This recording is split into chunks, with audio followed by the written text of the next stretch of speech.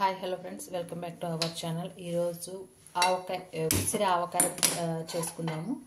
ఉసిరి ఆవకాయకి ఫస్ట్ కడాయి పెట్టేసి నేను ఆయిల్ వేసేస్తున్నాను. ఆయిల్ వేసుకొని ఆయిల్ వేడయ్యేలోపు మనం ఉసిరికాయల్ని ఘాటు పెట్టుకోవాలి. చాకుతోటి ఇలా ఉసిరికాయలన్నీ కూడా ఘాటు పెట్టేసుకొని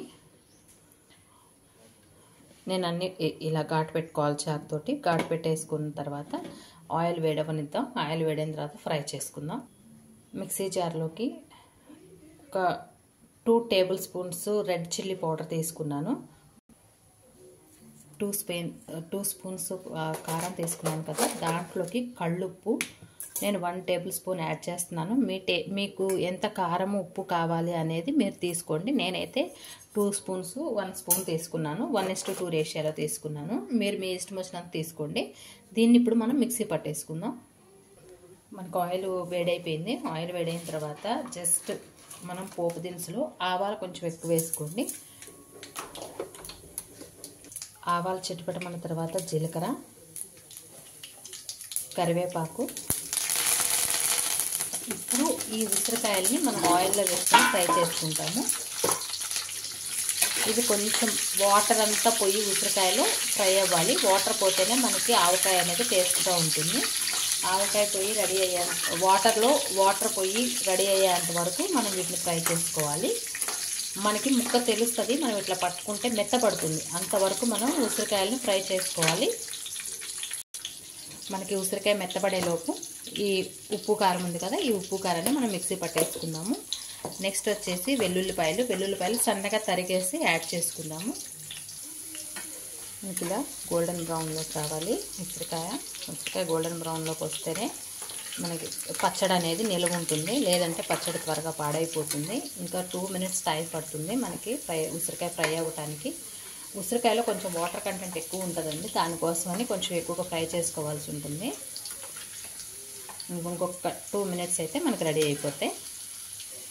ఇప్పుడు సన్నగా కట్ చేసుకున్న వెల్లుల్లిపాయలు యాడ్ చేసుకున్నాము. సన్నగా కట్ చేసుకున్న వెల్లుల్లిపాయలు కూడా మనకి ఆయిల్లో ఫ్రై అయిపోతాయి. మనకి ఉసిరికాయలు ఫ్రై అయిపోయినాయి. ఇప్పుడు మనం గ్యాస్ ఆఫ్ చేసేసుకొని మనం ముందుగా మిక్సీ పట్టుకున్న ఉప్పు కారం యాడ్ చేసుకోవాలి. గ్యాస్ ఆపిన తర్వాతే యాడ్ చేయండి. గ్యాస్ ఆన్లో ఉండగా యాడ్ చేయొద్దు. గ్యాస్ ఆఫ్ చేసుకున్న తర్వాత ఉప్పు కారం అనేది యాడ్ చేయాలి. గ్యాస్ ఆన్లో ఉండగా యాడ్ చేయొద్దు. యాడ్ చేస్తే ఏంటంటే మనకి